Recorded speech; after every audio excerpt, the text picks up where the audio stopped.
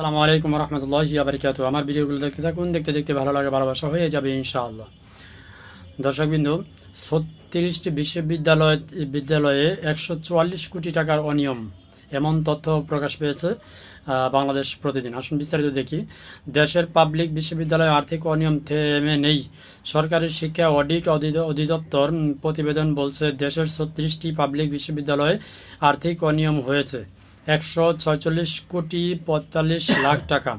2022 ও 23-24 অর্থবছরের তথ্য নিয়ে সম্প্রতি এই প্রতিবেদন তৈরি করা হয়েছে। চলতি বছরের মার্চ থেকে মে পর্যন্ত তদন্ত কাজ পরিচালনা করছে এই অধিদপ্তর। প্রতিবেদনে 66টি অনুচ্ছেদকে গুরুতর আর্থিক অনিয়ম SFI হিসাবে চিহ্নিত করা হয়েছে। প্রতিবেদনের তথ্যমতে বিশ্ববিদ্যালয়ের কোয়ার্টারে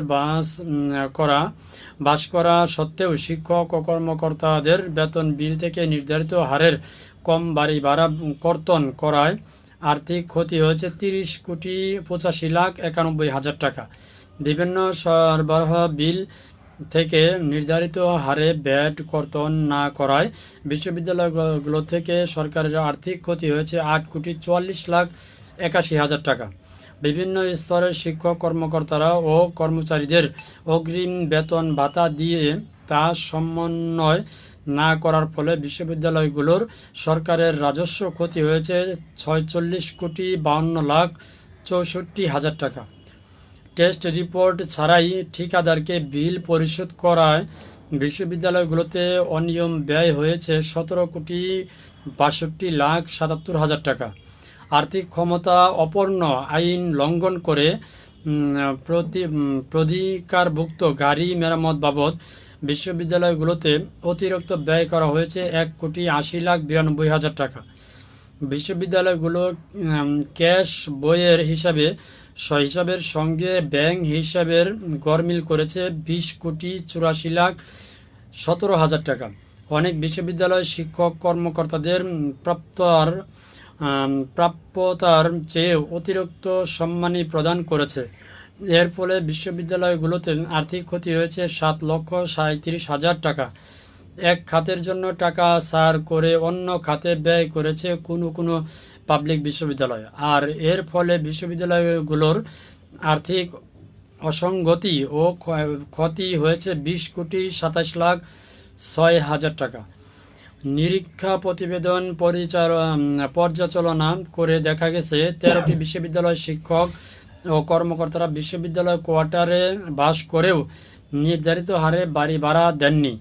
এক্ষেত্রে চাকরির আদেশ 2025 লঙ্ঘন করা হয়েছে। এতে বিশ্ববিদ্যালয়ে আর্থিক ক্ষতি হয়েছে 30 কোটি 85 লাখ 91 হাজার টাকা।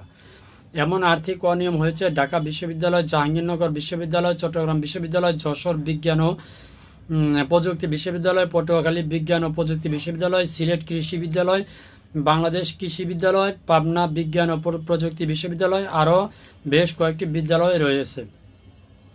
প্রতিবেদনে দেখা গেছে বাংলাদেশ কৃষি বিদ্যালয়ের এক্ষেত্রে সর্বোচ্চ 9 কোটি 56 লাখ 69 হাজার টাকার অনিয়ম হয়েছে। ঢাকা বিশ্ববিদ্যালয়ে অনিয়ম হয়েছে 5 কোটি 75 লাখ 16 হাজার টাকা। এছাড়া জাহাঙ্গীরনগর বিশ্ববিদ্যালয় 2 কোটি 86 লাখ টাকা।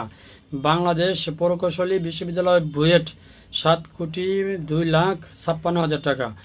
গোপালগঞ্জ বিজ্ঞান ও প্রযুক্তি বিশ্ববিদ্যালয় 1 কোটি 55 লাখ টাকা। পটুয়াখালী বিজ্ঞান ও প্রযুক্তি বিশ্ববিদ্যালয় 1 কোটি 26 লাখ টাকার। যশোর বিজ্ঞান ও প্রযুক্তি বিশ্ববিদ্যালয় 1 কোটি 22 লাখ টাকার আর্থিক অনিয়ম হয়েছে।